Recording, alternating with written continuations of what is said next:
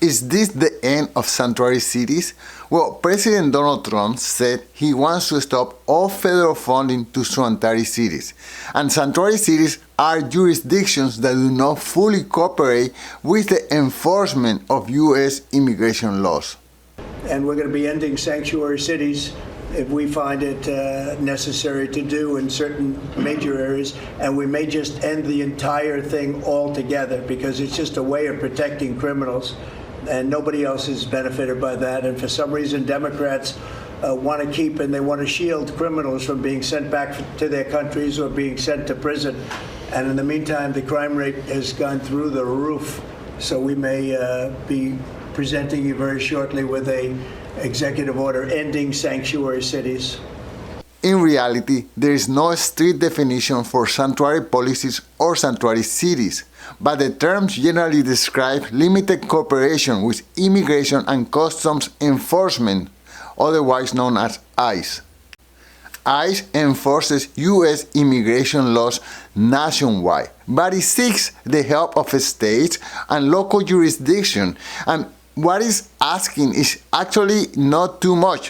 Whenever an illegal alien is under custody, simply to inform ICE or to hold them long enough for ICE to come and pick them up.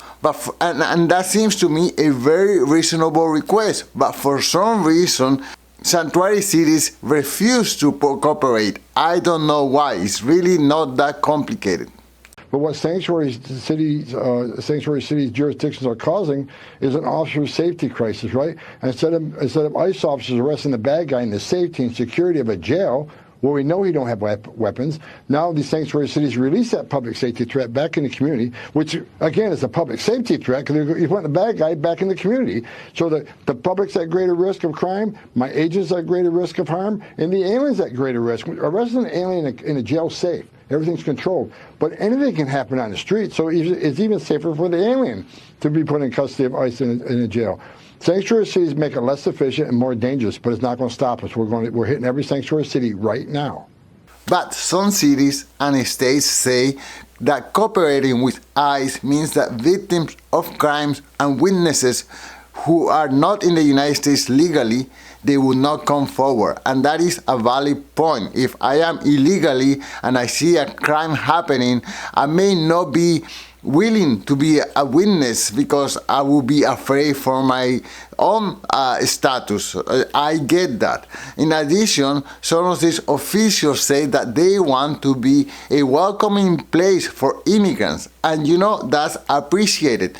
But guess what? Immigrants themselves don't want members of their communities who are rapists, who are murderers, who are drug dealers, who are gang members. So by keeping those rotten apples in custody until ICE pick them up, they will be doing a big favor to the whole immigrant community.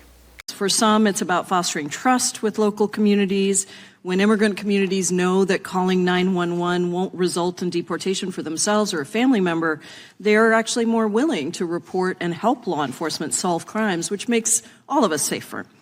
For others, it's an important factor is legal liability. Courts all over the country, just to counter what my good colleague from Arizona said, have ruled that when local law enforcement complies with civil immigration detainer requests, and to be clear, an immigration detainer is a request, and continues to detain someone pursuant to a detainer when they otherwise would have been released, it's actually an unlawful detention, and it's a violation of the Fourth Amendment.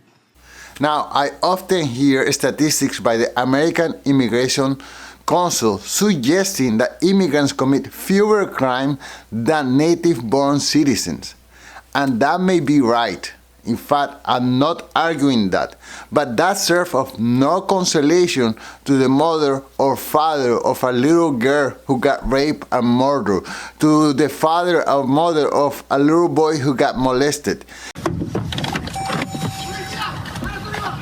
dramatic video showing U.S. Immigration and Customs Enforcement agents arresting convicted sex offender 21-year-old Ander Cortez Mendez in Falls Church, Virginia on April 2nd. U.S. border agents arrested Cortez Mendez after they say he illegally entered the U.S. near the Rio Grande Valley in Texas in 2018, ICE saying he was supposed to appear before an immigration judge but didn't show up to court. You know, there is not a discrimination against immigrants.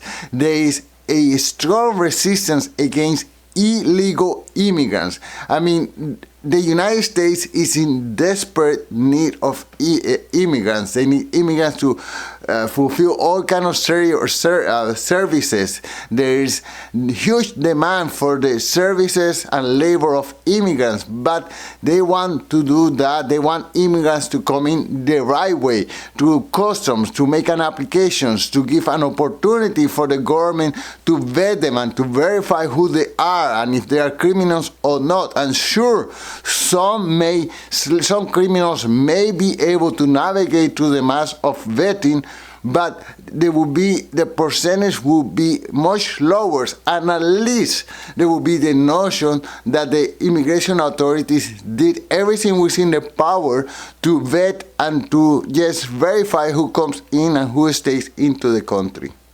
Now, this week, on April 9, there was a hearing at the House Judiciary Subcommittee about this topic, about what to do about sanctuary cities.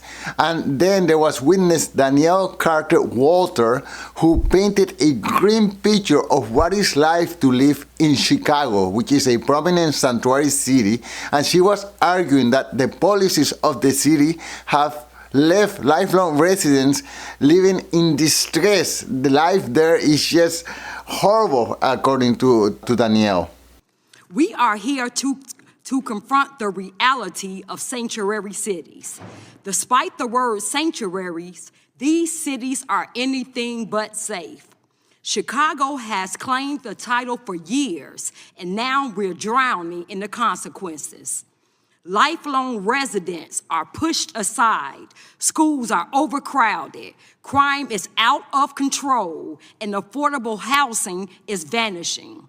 Additionally, Congressman Brandon Gill questioned the mayor of Baltimore, Neil Franklin, about the status of Baltimore as a sanctuary city. Do you think Baltimore is a safe city? Of course it is. Okay, do you know what the homicide rate is in Baltimore?